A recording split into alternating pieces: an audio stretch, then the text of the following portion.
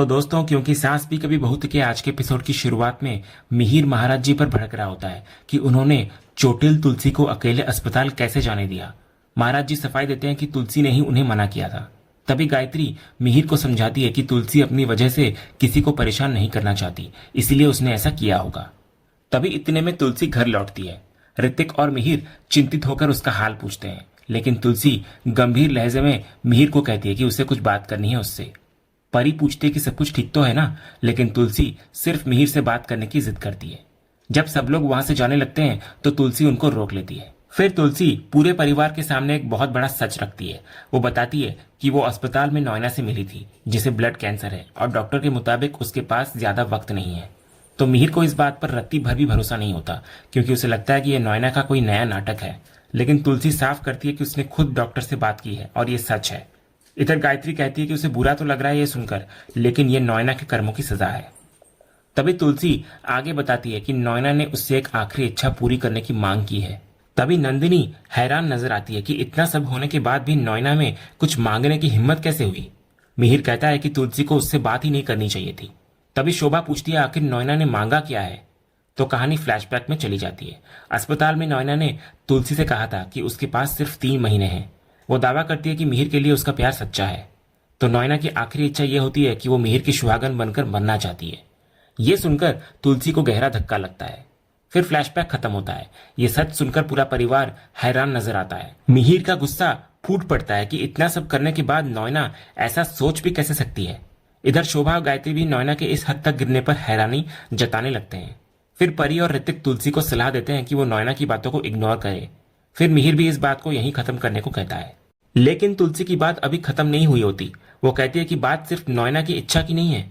वो कहती है कि वो जानती है कि नॉयना ने जो किया उससे सब गुस्से में है, लेकिन तुलसी याद दिलाती है कि उन्होंने अपने जीवन के 44 साल यूं ही नहीं बिताए हैं। उन्होंने हमेशा अपने रिश्ते से ज्यादा परिवार और उसकी इज्जत को अहमियत दी है। इस पर मिहिर उलझन में पूछता है कि तुलसी का कहने का मतलब क्या है। फिर तुलसी पूरे परिवार के सामने एक बहुत बड़ा सच और फैसला रखती है। वो मिहिर को याद दिलाती है कि नॉयना 6 साल तक इस घर में मिहिर की पत्नी बनकर रही है। समाज, घर के बड़ों और बच्चों ने भी उसे उसी रूप में स्वीकार किया था। तुलसी कहती है कि उन्होंने 44 साल तक इस परिवार की इज्जत और पुरखों का नाम बनाए रखने के लिए अपनी जिंदगी कुर्बान की है। तो अगर आज नॉयना की आखिरी इच्छा पूरी नहीं हुई तो मिहिर और वीरानी परिवार के नाम पर कलंक लगेगा, जिसे वो बर्दाश्त नहीं करेगी। तो मिहिर इस बात से असहमत होता है। वो कहता है कि नॉयना की इच्छा और परिवार की इज्जत का कोई लेना देना नहीं है। लेकिन तुलसी उसे समाज का आईना दिखाती है। वो पूछती है कि अगर 6 साल तक साथ रहने वाली औरत मिहिर की चौखट पर उसका नाम लेते हुए मर गई तो समाज क्या कहेगा। दुनिया मिहिर को निर्दयी और धोखेबाज कहेगी और तुलसी अपनी आंखों के सामने ये तमाशा नहीं देख सकती। इधर मिहिर को अभी भी शक होता है कि यह नॉयना की कोई चाल हो सकती है और उसकी मांग पूरी तरह से अनुचित है। लेकिन तुलसी कहती है कि वो बेवकूफ नहीं है, क्योंकि वो जानती है कि नॉयना मरने से पहले समाज में सम्मान और अपने रिश्ते को एक नाम देना चाहती है। तुलसी फिर अपने उन अनगिनत बलिदानों को याद दिलाती है जो उसने इस परिवार के लिए किए हैं। अपनी सांस के ठुकराने पर भी उसने कहीं तमाशा नहीं किया। मंदिरा के सच के बाद भी उसने मिहिर को नहीं छोड़ा और करण को अपना बेटा मानकर समाज के तानों से बचाया। आरती के उसके बच्चे को लेकर भागने पर भी वो चुप रही। उसने 6 साल घर से दूर रहकर भी तलाक दर्ज नहीं किया, सिर्फ इसलिए ताकि परिवार की इज्जत बनी रहे। और आज वो मिहिर से वही जिम्मेदारी निभाने को कह रही होती है। इधर मिहिर सवाल करता है कि वो नॉयना की जिम्मेदारी क्यों ले, जबकि उसकी असली जिम्मेदारी तुलसी और उसका पूरा परिवार है। वो तुलसी को उसकी पत्नी होने का वास्ता देता है, लेकिन तुलसी साफ कर देती है कि अब वो उसकी पत्नी नहीं है, उनका तलाक हो चुका है। हालांकि वो ताउम्र इस घर की बहू रहेगी और इसी हक से कह रही है कि वो इस घर पर कलंक न लगने दे। फिर तुलसी उन 6 सालों का दर्द बयां करती है। वो हर पल सोचती थी कि मिहिर और नॉयना एक कमरे में कैसे रहते होंगे। वो कल्पना करती थी कि जैसे वो मिहिर को उठाती थी, चाय देती थी, वैसे ही नॉयना भी करती होगी। उसे यह सोचकर चुभता था कि उसके बच्चे नॉयना के साथ बैठकर हंसते खेलते होंगे। वो कहती है कि उसने दुनिया के सामने मजबूत होने का दिखावा किया, लेकिन अंदर ही अंदर वो टूट रही थी। फिर वो कहती है कि उसने 6 साल सिर्फ इसलिए सहा ताकि उसके परिवार और बच्चों पर कलंक ना लगे। फिर तुलसी भावुक होकर मिहिर से एक दोस्त के नाते विनती करती है। वो कहती है कि अगर पत्नी के नाते उसका हक नहीं है तो 44 साल पुरानी दोस्त के नाते वो उसे समझा रही है। वो मिहिर का नाम और परिवार की इज्जत बर्बाद होते नहीं देख सकती। वो हाथ जोड़कर कहती है कि उसने बहुत कुछ सहा है, लेकिन अब समाज मिहिर और उसके बच्चों पर उंगली उठाए ये वो बर्दाश्त नहीं करेगी। इसलिए मिहिर को नॉयना की आखिरी इच्छा पूरी करनी ही होगी। तभी मिहिर तुलसी के सामने साफ कर देता है कि वो नॉयना से प्यार नहीं करता, लेकिन तुलसी उसे इंसानियत और एक औरत के नजरिए से सोचने को कहती है। वो मिहिर को याद दिलाती है कि भले ही नॉयना का तरीका गलत था, लेकिन उसने मिहिर से सच्चा प्यार किया था। अपनी इज्जत दांव पर लगाकर वो 6 साल तक एक ही छत के नीचे इस उम्मीद में रही कि मिहिर उससे शादी करेगा। फिर तुलसी कहती है कि एक औरत होने के नाते वो अस्पताल में तड़प तड़प कर मर रही नॉयना की आखिरी इच्छा को अनसुना नहीं कर सकती। वो कहती है कि नॉयना के पास जिंदगी के सिर्फ 3 महीने बचे हैं और तुलसी मिहिर से नॉयना के लिए वही 3 महीने मांगती है। तो मिहिर बेबस होकर तुलसी से यह भयानक बलिदान न मांगने की गुजारिश करता है। फिर मिहिर का दर्द गुस्से में बदलता हुआ नजर आता है। वो तुलसी पर ताना कसता है कि उसे हमेशा महान बनने की बीमारी है। वो उसे अतीत का वो कड़वा सच याद दिलाता है कि इसी महानता के चक्कर में उसने अपने ही बेटे की जान ले ली थी और अब खुद को तिल तिल करके मार रही है। लेकिन तुलसी साफ करती है कि उसे महान नहीं बनना है। वो ये सब बस इस परिवार और घर के उन कुंवारों बच्चों के लिए कर रही है जिनकी शादियां अभी बाकी है। वो कहती है कि अगर नॉयना बिना शादी के मर गई तो समाज उनके परिवार पर थूकेगा। साथ ही वो जानती है कि जब मिहिर किसी और का होगा तो उसकी खुद की क्या हालत होगी। फिर भी वो एक मरती हुई औरत का हक नहीं मार सकती। इधर तुलसी की बातें सुनकर मिहिर का दिल पसीज जाता है। वो मानता है कि तुलसी की इन्हीं बातों पर उसे गुस्सा भी आता है और प्यार भी। फिर आखिरकार वो अपने परिवार की इज्जत और तुलसी की खातिर नॉयना से शादी करने के लिए तैयार हो जाता है। लेकिन यहाँ मिहिर एक बहुत बड़ी और कड़वी शर्त रख देता है। वो तुलसी से कहता है कि वो ये शादी तभी करेगा जब तुलसी शांति निकेतन छोड़कर नहीं जाएगी। मिहिर साफ कर देता है कि वो तुलसी को खोने की कीमत पर नॉयना की आखिरी इच्छा पूरी नहीं करेगा। तुलसी को इसी घर में रहकर अपनी आंखों के सामने ये सब कुछ देखना और सहना होगा। अगर तुलसी इस घर से गई तो मिहिर के लिए जीना मुश्किल हो जाएगा। फिर अपनी ये आखिरी और अटल शर्त सुनाकर मिहिर वहां से निकल जाता है। पीछे छूट जाती है तुलसी, जो फूट फूट कर अकेली रोने लगती है। मिहिर के साथ बिताए पुराने पल उसकी आंखों के सामने घूमने लगते हैं। परिवार वाले भागकर उसको संभालते हैं, लेकिन तुलसी इस भयानक कश्मकश में डूब जाती है कि वो अपनी ही आंखों के सामने अपने पति को किसी और का होते हुए कैसे देखेगी। अगले सीन में फैक्ट्री का माहौल बेहद तनावपूर्ण होता हुआ नजर आता है। मंगल और विक्रांत के आदमियों के बीच हाथापाई की नौबत आ जाती है, लेकिन वहां मौजूद लोग बीच बचाव करते हुए नजर आते हैं। अंगद और बृंदा दोनों पक्षों को शांत कराते हैं। वे उन्हें याद दिलाते हैं कि रामनवमी के इस पवित्र दिन पर झगड़ा करना शोभा नहीं देता। इधर बृंदा मानती है कि फैक्ट्री में कुछ न कुछ गड़बड़ जरूर हो रही है, लेकिन वो भरोसा दिलाती है कि राम जी और सीता मैया के आशीर्वाद से सब कुछ ठीक हो जाएगा। दूसरी तरफ विक्रांत इस बात पर अड़ जाता है कि फैक्ट्री में हो रहे घपले का पता लगाने के लिए तुरंत पुलिस कंप्लेंट करनी चाहिए ताकि कसूरवार सामने आ सके। लेकिन बृंदा साफ कहती हुई नजर आती है कि आज के शुभ दिन पर कोई झगड़ा या पुलिस का मामला नहीं होगा। इधर अंगद भी बृंदा का साथ देते हुए कहता है कि बुराई का अंत निश्चित है, जैसे भगवान राम ने सिखाया है। वो भरोसा दिलाता है कि जो भी ये घपला कर रहा है वो जल्द ही पकड़ा जाएगा। इस तनाव के बीच बृंदा घायल नंदू को इलाज के लिए डॉक्टर के पास भिजवा देती है। वहीं दूसरी तरफ मजदूरों के बीच एक अलग ही गुस्सा उबल रहा होता है। बीकू विक्रांत के इस इल्जाम से बेहद आहत होता है जिसमें उसने मजदूरों पर घपले का शक किया था। बीकू कहता है कि उन्होंने अपनी पूरी जिंदगी इस फैक्ट्री को दे दी है और आज तक किसी मजदूर ने गद्दारी नहीं की है। भारती भी मैनेजमेंट की इस हरकत पर अपना गुस्सा जाहिर करती है। तभी मंगल एक नया और खतरनाक एंगल सामने रखता है। उसका मानना होता है कि मैनेजमेंट की इतनी हिम्मत इसलिए हुई क्योंकि मजदूरों के बीच ही कोई ऐसा गद्दार है जो मैनेजमेंट के साथ मिला हुआ है और उनकी एकता तोड़ने की कोशिश कर रहा है।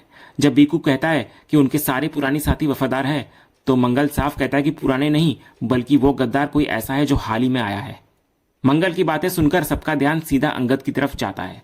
इधर अंगद बेबाकी से मंगल को पूछता है कि वो उसे क्यों घूर रहा है, तो इस पर मंगल खुलकर अंगद पर इल्जाम लगाता है और कहता है कि वही वो गद्दार है जो मैनेजमेंट और वृंदा मैडम के साथ मिला हुआ है। मंगल को पूरा यकीन होता है कि अंगद की वजह से ही विक्रांत की इतनी हिम्मत हुई है कि वो बीकू पर उंगली उठा सके। इधर भारती अंगद के बचाव में उतरती है और मंगल को पागल कहती है। वो याद दिलाती है कि अंगद पहले ही अपनी वफादारी साबित कर चुका है। अंगद भी अपना बचाव करते हुए कहता है कि साजिश के वक्त वो तो सबके सामने रथ पर बैठा था, फिर वो ये सब कैसे कर सकता है। फिर जब बात शक की आती है तो अंगद निडर होकर सबको चुनौती देता है कि अगर उन्हें यकीन नहीं है तो वे जाकर सीसीटीवी फुटेज चेक कर ले ताकि सारा सच खुद ब खुद सामने आ जाए। वहीं दूसरी तरफ बृंदा का शक गहराने लगता है। वो विक्रांत को सीधे आदेश देती है कि उसे अभी के अभी सीसीटीवी फुटेज देखनी है। विक्रांत और उसका आदमी टाल मटोल करने की कोशिश करते हैं। विक्रांत बहाना बनाता है कि कैमरा सर्विसिंग में है और फुटेज कल तक ही मिल पाएगी, लेकिन बृंदा किसी भी बहाने को मानने से इनकार कर देती है। जब विक्रांत अपना आदमी भेजकर फुटेज मंगवाने की कोशिश करता है तो वृंदा उसको रोक लेती है। वो जानबूझकर रूपा को यह काम सौंपती है ताकि कोई गड़बड़ न हो सके। इधर रूपा के जाने के बाद वृंदा सीधे विक्रांत से उस चिट का राज पूछती है। वो बताती है कि उसे पता चल गया है कि उस बाउल में सिर्फ भारती के नाम की ही चिट्स थी, तो फिर उसमें वृंदा का नाम कैसे निकल आया। वृंदा साफ साफ विक्रांत पर शक जताते हुए कहती है कि शायद उसने ये सब जानबूझकर किया ताकि वृंदा कुछ वक्त के लिए फैक्ट्री से बाहर रहे और उसकी नजरों से बच सके। तो विक्रांत खुद को बेगुनाह साबित करने की कोशिश करता है। वो अपनी सालों की वफादारी का वास्ता देता है और कहता है कि वो तो खुद फैक्ट्री के भले के लिए मजदूरों से लड़ रहा है। विक्रांत चुनौती देता है कि अगर फुटेज देखने के बाद भी वृंदा को उस पर शक रहा तो वो तुरंत अपना इस्तीफा दे देगा। इधर मजदूरों के बीच भी फुटेज का ही इंतजार हो रहा होता है। अंगद पूरे आत्मविश्वास के साथ कहता है कि फुटेज आने पर सारी सच्चाई खुद ब खुद सामने आ जाएगी और यह साबित हो जाएगा कि वो बेकसूर है। बिक्कू भी फैसला करता है कि जब तक फुटेज नहीं आ जाती कोई भी इस मुद्दे पर बहस नहीं करेगा। अगले सीन में जब रूपा लौटकर आती है तो वो एक चौंकाने वाली खबर देती है।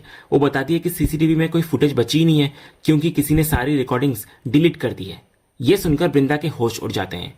तभी विक्रांत इस मौके का फायदा उठाते हुए कहता है कि फुटेज भले ही मिट गई हो लेकिन वृंदा ने खुद उसे झांकी के वक्त वहीं मौजूद देखा था। वो कहता है कि अगर उसे कोई घपला करना होता तो वो वहां मौजूद ही नहीं रहता। इसके बाद विक्रांत वृंदा के शक से नाराज होने का नाटक करता है। वो कहता है कि सीसीटीवी फुटेज डिलीट करने में जरूर किसी मजदूर का ही हाथ है। वो अपना इस्तीफा देने की धमकी देता है और कहता है कि वो गद्दारी का झूठा इल्जाम बर्दाश्त नहीं कर सकता।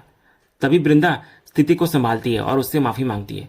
वो समझाती है कि उसका मकसद सिर्फ असली गुनहगार को पकड़ना है। फिर वृंदा विक्रांत के अनुभव की दुहाई देती है और उससे हेल्प मांगती है। विक्रांत भी मौका देखकर इमोशनल कार्ड खेलता है। वो फैक्ट्री को अपना घर और एम्प्लॉयज को अपना परिवार बताने लगता है और वादा करता है कि वो गुनहगार को ढूंढने में वृंदा की पूरी हेल्प करेगा। उधर दूसरी तरफ रात के अंधेरे में अंगद चुपके से चादर ओढ़कर वृंदा से मिलने आता है लेकिन बाहर का सिक्योरिटी गार्ड उसको देख लेता है।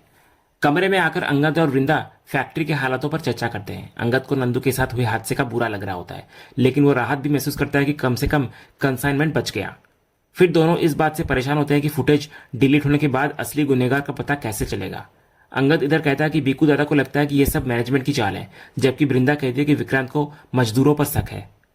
तभी इतने में दरवाजे पर दस्तक होती है तो वृंदा तुरंत अंगद को अलमारी में छिपा लेती है।